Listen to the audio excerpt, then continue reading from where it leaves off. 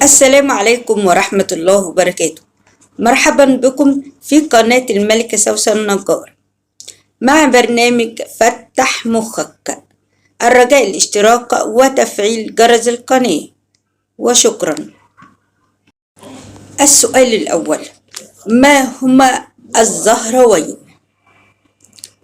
الإجابة: سورة البقرة وسورة آل عمران.